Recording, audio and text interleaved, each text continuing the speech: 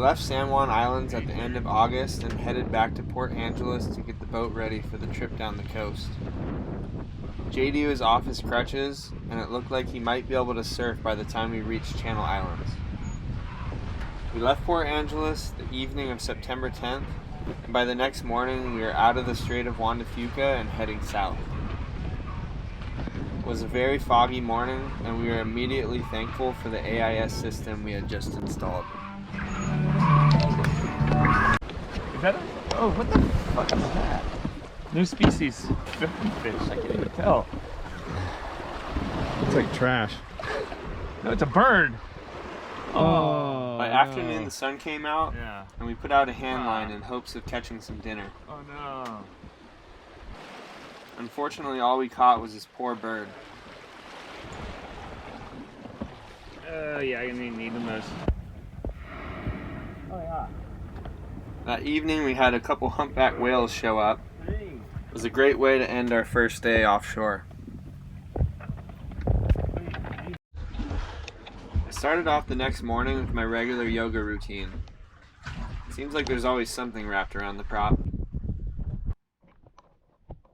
By that afternoon, the wind completely shut off, and the conditions were perfect for a quick dip in my underwear to say hi to this peculiar creature. I later read that an adult sunfish can weigh up to 4,400 pounds.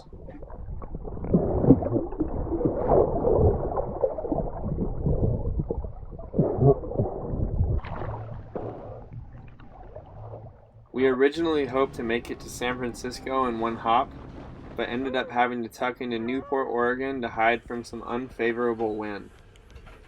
The weather passed us quickly, but there was another big system lurking just south of us that we had to wait out.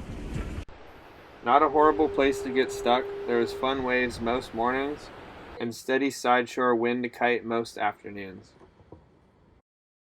After 11 days, there was finally a good weather window for us to continue heading south.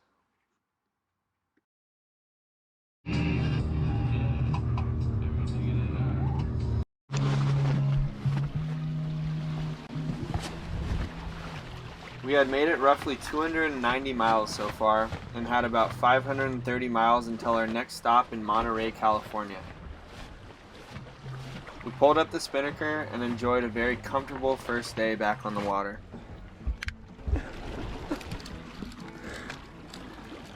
With such high-end fishing gear, it was a mystery why we weren't eating fresh sashimi for dinner every night. Is this how you catch them? Turns out the gap between the surfboard and the boat was just big enough for this salmon. Oh, catch him! No! Oh my god. Luckily, we didn't have to rely on our fishing skills to stay fed. Our 12-volt fridge was packed to the brim when we left Newport. Here you go, sweetheart. Here you go, sweetie. Oh. Here you go, honey. Here you go, sweetheart. Here you go. Oh! Here you go, babe. Oh, wow. By our third night, we were nearing Point Arena, an area that is notoriously windy. The forecast was calling for 20 to 25, but a few hours after sunset, we were seeing a sustained 35 to 40 knots with occasionally higher gusts. We had dropped the main and only had a sliver of our jib out, and we're still traveling 8 to 12 knots most of the night. We did our usual 4-hour night watches, and were surprised by how comfortable the boat was in these conditions. I actually slept great. At one point just before sunrise, we hit 17 knots surfing down a wave, which is by far the fastest we have ever gone in this boat.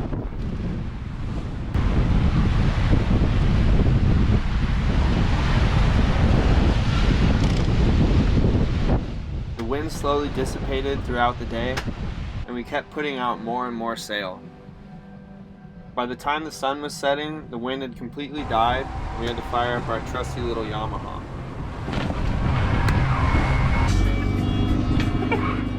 The morning of the 5th day, we pulled into Monterey. We were only on the dock for an hour or two before heading back out for a day sail with some of JD's friends. Then we got a visit from these two furry wolves and their mother. who happens to be an Eggs Benedict wizard. Truly 5-star quality.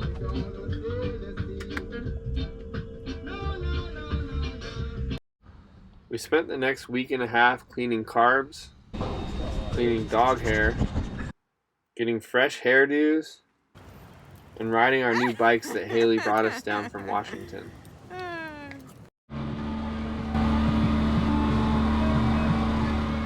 Next, we did an easy 100-mile hop from Monterey to Morro Bay. We ran into lots of sea life on this short stretch.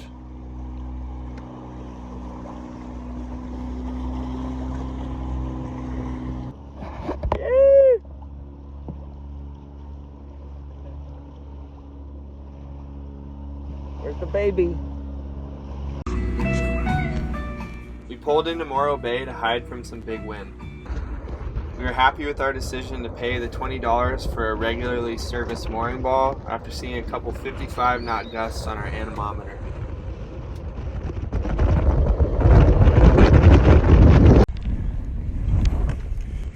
The wind came down by the next day, and JD got to kite for the first time since breaking his leg in June. We enjoyed Morro Bay a lot, and we're happy that the wind forecast had encouraged our stop there. Stay tuned for our next episode where we head out to Channel Islands to look for uncrowded surf.